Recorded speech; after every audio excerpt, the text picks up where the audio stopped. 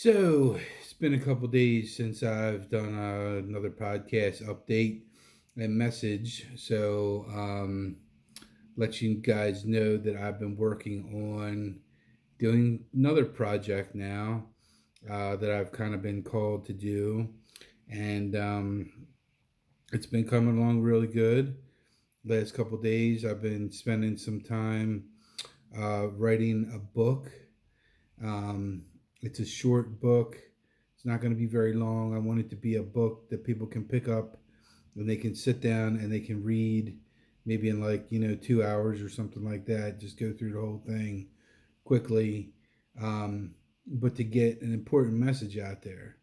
And that message is, coming from my heart, which is kind of the message for today is about the heart, and you need to follow your heart and you need to do things from your heart. I heard a song from Heart that kind of got this all started with me, with the podcast, and it was "Who Will You Run To?" So it goes like, "Who will you run to when it all falls down?" And then a couple verses later, "Who's going to take away all the tears you cry?" And, we already know the answer to this. It is God. God is who you're going to run to when it all falls down. That's what you do.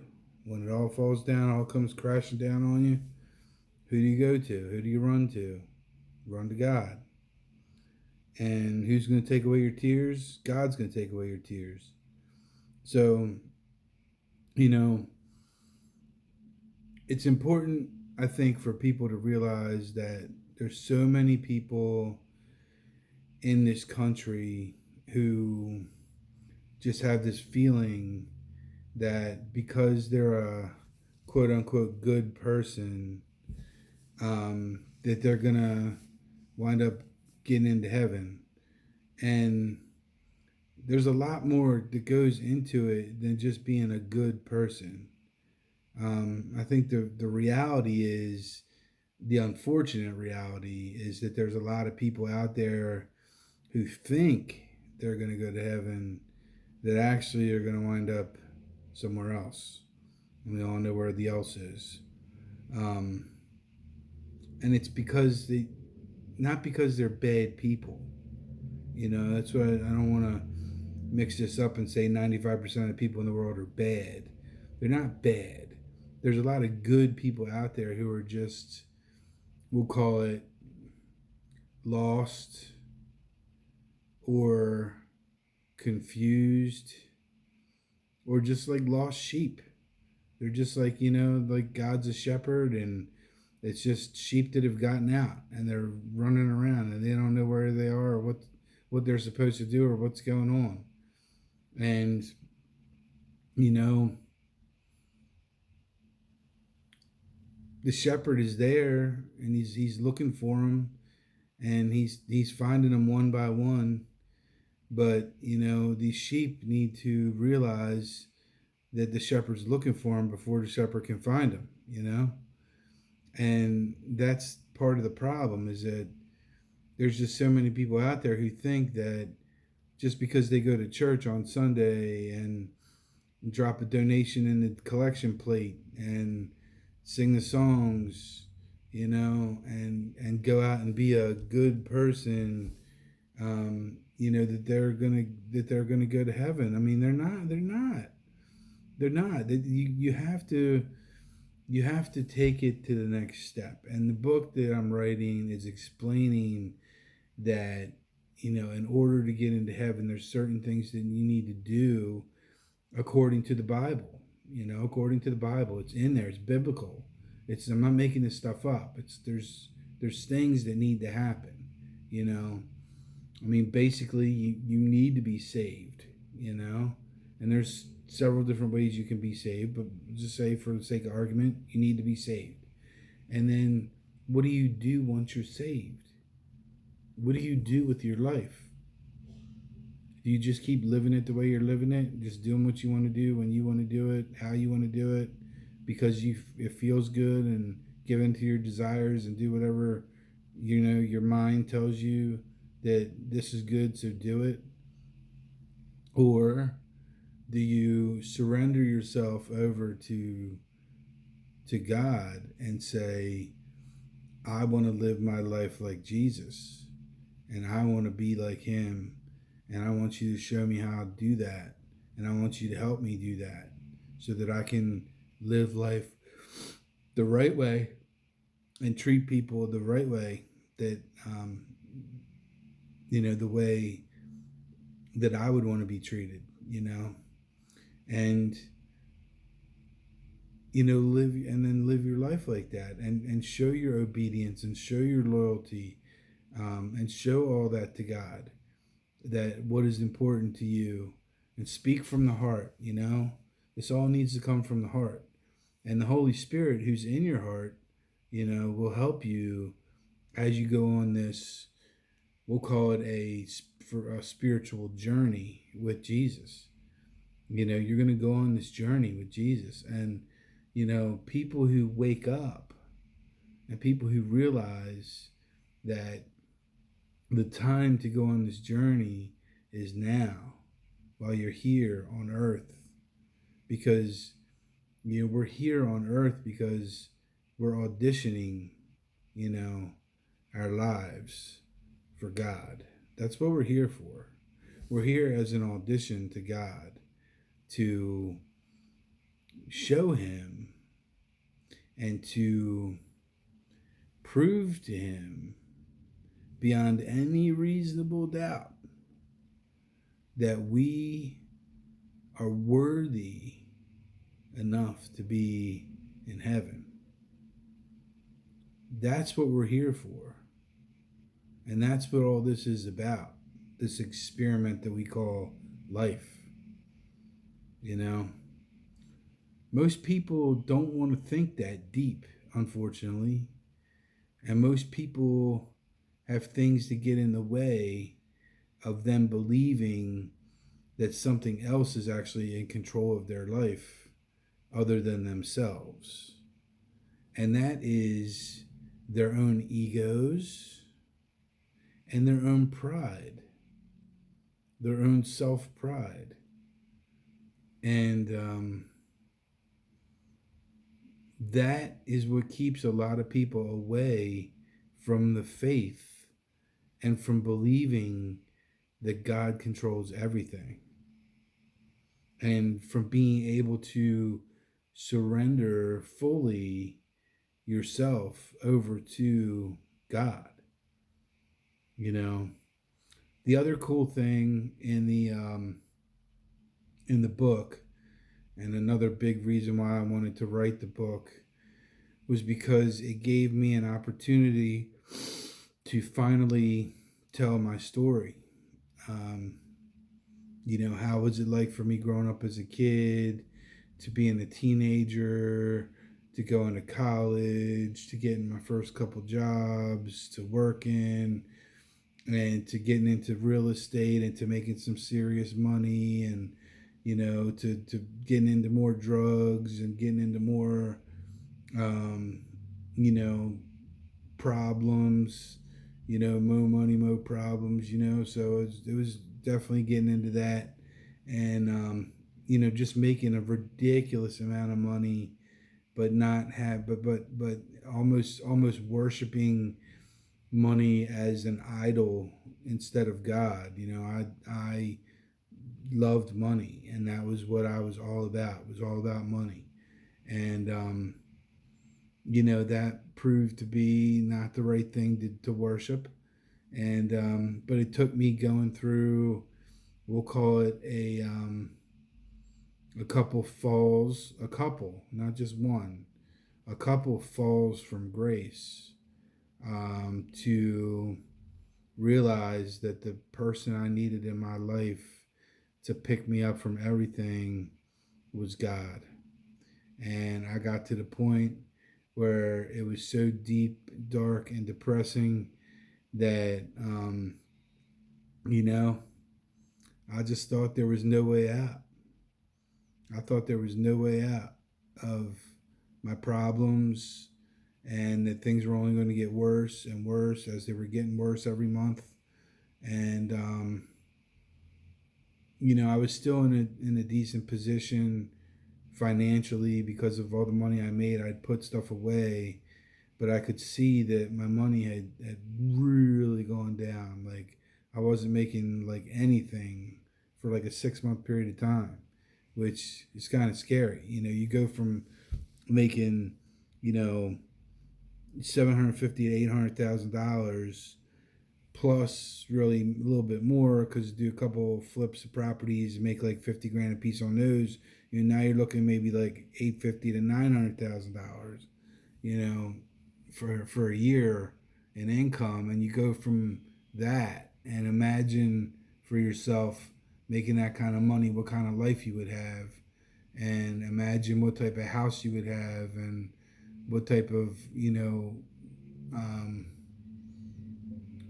things you would need to keep the house up and everything else. You'd have the mansion. You'd have the people that would come and clean your house for you. You'd have the people that would cut your grass for you.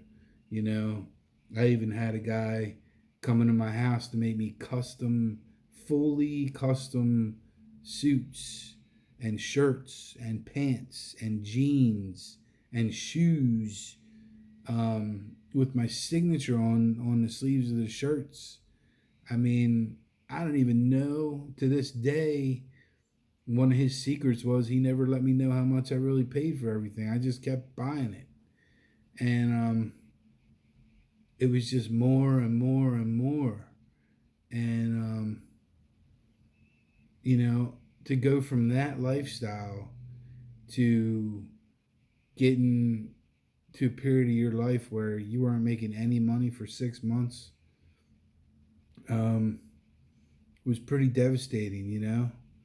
And that's when you get to the point where you're like, you know, what's it going to take? Something's got to give, and nothing's given. So, like, should I even be here? And you get to that. You get to start thinking about those kind of thoughts. Like, what's the point of me even being around if I'm not going to be a good use to anybody? At least if I'm not here, then, my life insurance will be able to kick in and take care of stuff too. And, you start thinking those kind of thoughts, and that's how it happens.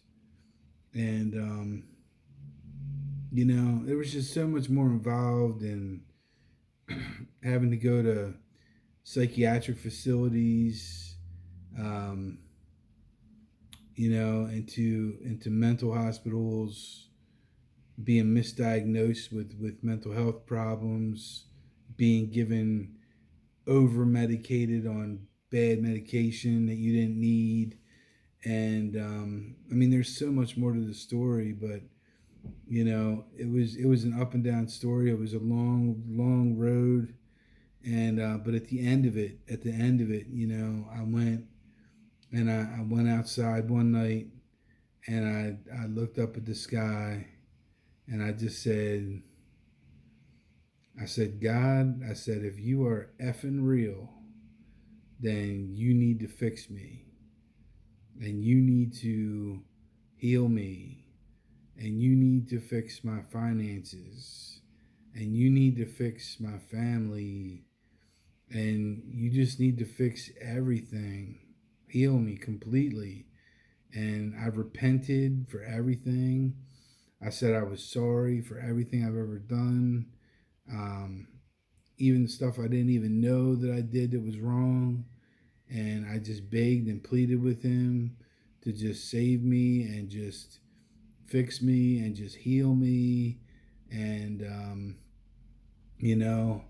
I even told him, if you were to bless me with some money, and it was a big sum of money, I would do whatever you told me to do with it. I'd give it to charity. I'd do whatever. I'd help you with whatever you want me to help you with if you just save me. And of course, he didn't give me a lotto ticket or numbers or anything like that. That's not how he works. But he did save me, because I told him, I said, if you don't save me, then I got a plan B. And the plan B ain't gonna be me being around to be saved. And he didn't want to hear any of that. So he knew I was serious, and I basically surrendered. Talk about surrendering yourself. I fully surrendered myself over to God at that point. I fully surrendered myself over to Him, and you know, by doing that, it it freed me from having any of these problems anymore, including the depression and any mental health conditions and any problems at all, because I gave them to Him. And I said, here's all my problems. You fix them. You fix them. Not me, you. And literally, like, the next day I woke up and I had my drive back. I had my ambition back. I had my motivation back. I had my creativity back. I had all my stuff back. Was just back, and I couldn't explain it. I had the spirit. I had the spirit in my heart. And there's some more. There's a lot more to it, which is why I wrote the book. In the story of, I had to go back into another psychiatric facility even after all this, being saved and all, because people didn't believe me. They didn't believe that I had the spirit inside of me.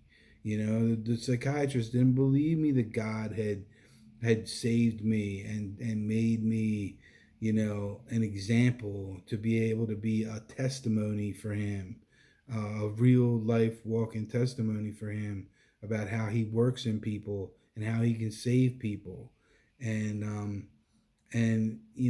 so I had to go through all that, and then go back in, and then lose more time away from work, and then pay more hospital bills, and have more financial hardships. And so it wasn't, He didn't just save me and it was over. I don't want you all to think that, because that's not how God works. He's got to fix you, but he's got to make sure that you are invested into the process, and that you are going to be obedient, and you are going to listen to Him, and you are going to do as He says.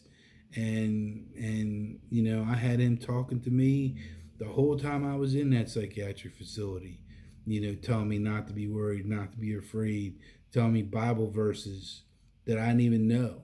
He was telling me Bible verses through my heart, through the Holy Spirit, saying, no weapon formed against you will prosper, while I'm in there, to reassure me that nothing in there is going to hurt me or get to me. Because I'll be honest with you, there are some very evil, demonic spirits in those psychiatric facilities, and they're in there, man, and they are attached to these patients in there, and it can be a really, really spiritually scary situation in there,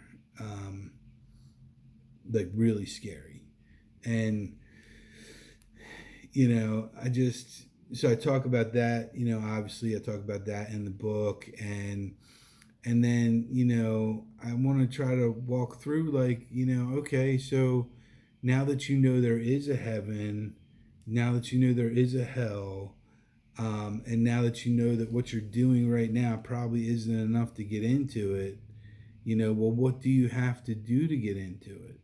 And I kind of walk people through some scripture, and walk them through, like Matthew chapters 5-7, where it's the Sermon on the Mount, basically, where Jesus explains to a huge crowd of people of, while He's standing up on the mountain saying, here's what you need to do when you live your life. You need to be like me, and this is what you need to do to be like me. And He explains it, and it's all written in there.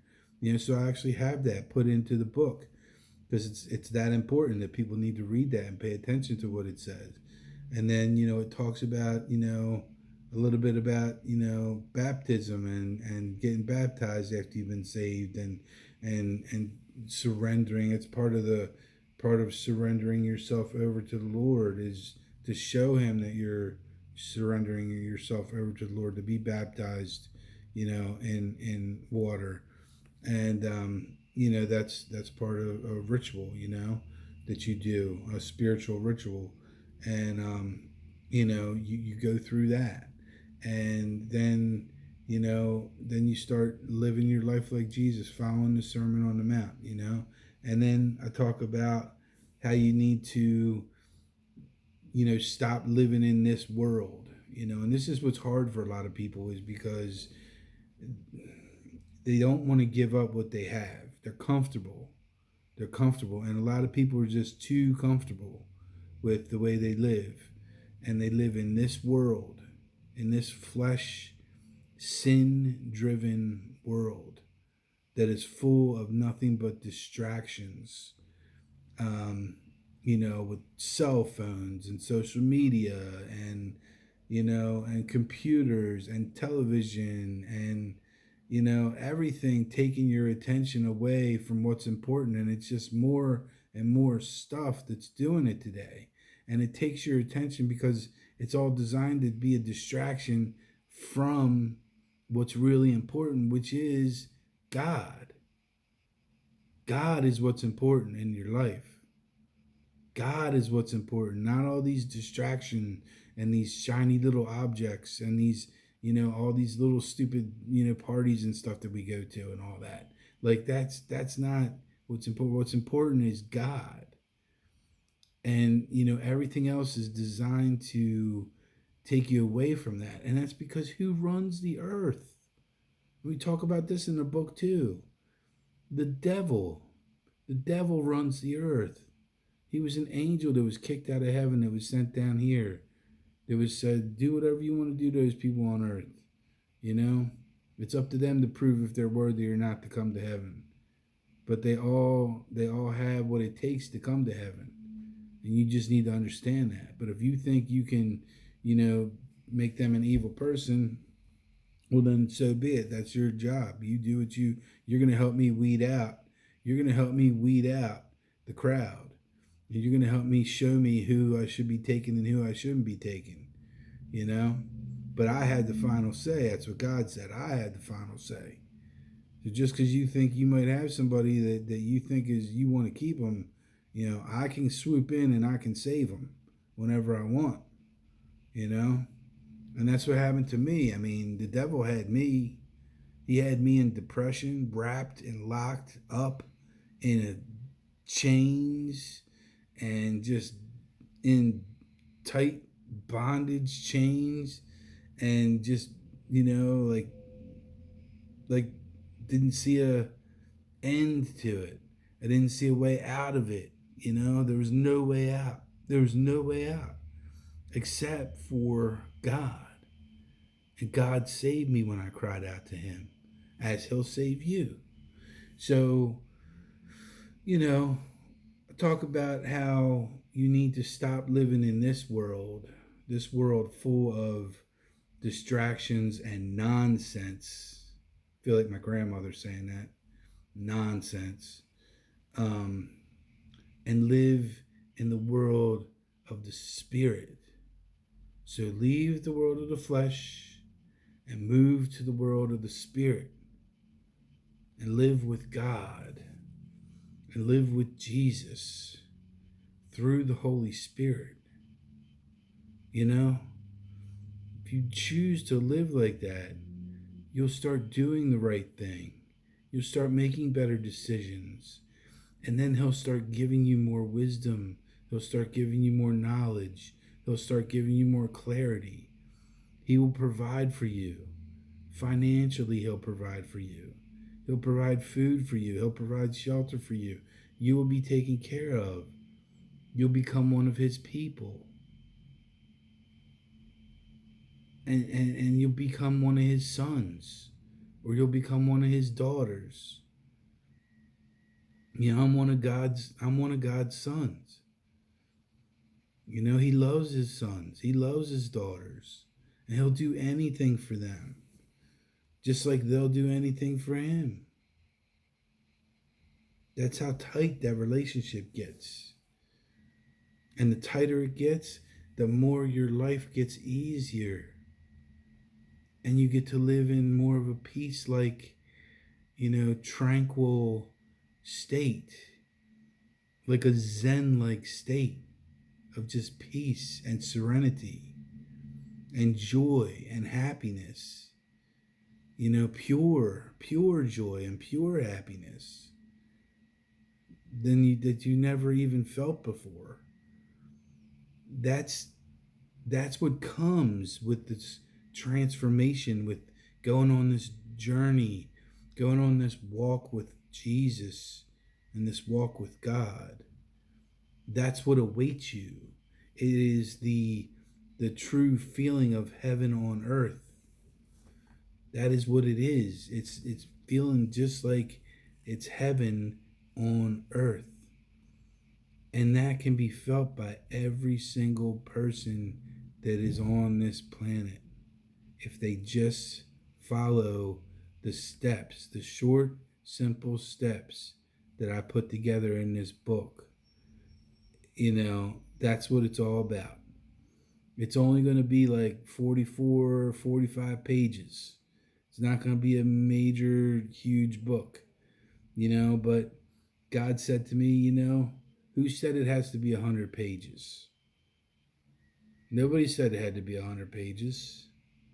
Just get the point across and put it in real, easy to read language that people can understand and can relate to a regular person instead of a priest or pastor or somebody who's all into the church, because I am all into the church. I'm not the pastor. I'm not the priest. I'm just a person who's been saved by God. And I'm just trying to help him. Just like by doing this podcast, I try to help him grow his kingdom through people that watch this and that see this and that like this and enjoy this.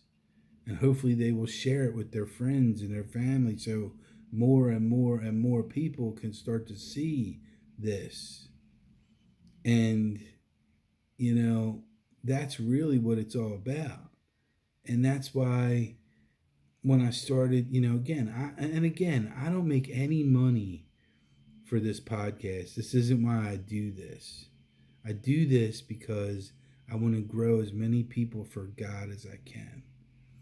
And it's the same thing with this book, Now that will cost money. I haven't even picked a publisher yet. I have no idea how any of that stuff works. Any of it.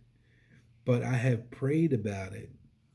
And I was at my prayer group yesterday, at my Bible study, and I said, any prayer requests? And I said, I need to find a publisher for my book.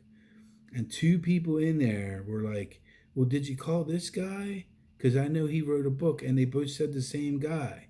So I said, all right, well, I've been trying to do coffee with him for the past couple of weeks anyway. So now I'm going to follow up with him and pick his brain, because this is why we haven't done coffee yet, because I needed to write this book. So I had something to talk to him about with the publishers. You see how God has a plan for everything. And this is a guy that I really, kind of don't like that much in just from what I've heard about him and the way I've seen him do stuff and all. But that's my own prejudice, but I just don't think he is the same type of person as me. But I could be wrong on that. I guess I'll find that out when we meet up and we go do coffee. And I'm going to with open mind, because that's what God said I'm supposed to do. And hopefully he'll be able to help me, get me a publisher and get me an editor and get me somebody who can design a nice cover for me. And try to put this thing together, So I think that's what the plan is. I think that's what the plan is for me to reach out to him And, so we'll see what the next step is, but the whole point of the book was, to reach as many possible people as I can. And I'm going to get it published, and I'm going to order a big box of them, and I'm just going to start shipping them out to people who I think are important. And I'm just going to say, if you read this book, put a little sticky on it. If you read this book, it might save your life. And that's it. And then they get a little 44-page book, 45-page book. You can read it in an hour and a half, 2 hours on an airplane ride somewhere. And then maybe it'll make them think and go, maybe this guy's on to something. Maybe this is what God wants me to do. And then maybe they take that book and they give it to somebody else, and then they just pay it forward and just spread it around. Because the more people that read it, the more people that are thinking about God, the more people that are thinking about praying, the more people that are thinking about getting saved, and the more people that are thinking about changing themselves and shining a big bright light for themselves, a big bright light. And bigger the lights are, the more people that shine them, the more the darkness goes away, and the more the evil in this world goes away, and the more the devil goes away, and the less power he has.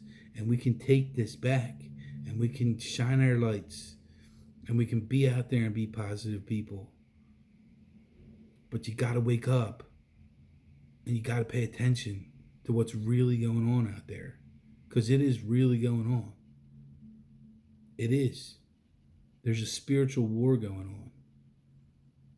It's been going on, but it's really getting intense. So now's the time.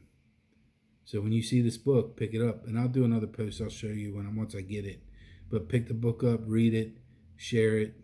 I'll tell you all how you can buy it. It's going to be cheap too. I'm going to make it as cheap as I can make it. So that way as many people can get it as possible. All right? So that's all I got for today. Right from the heart. Right from the spirit. That's all I had written down. I didn't have any of this stuff written down. It just all came from the spirit. So thanks for taking the time to watch. That's what I've been doing the last couple days. And I'll be sure to get a couple more podcasts out soon. Thanks.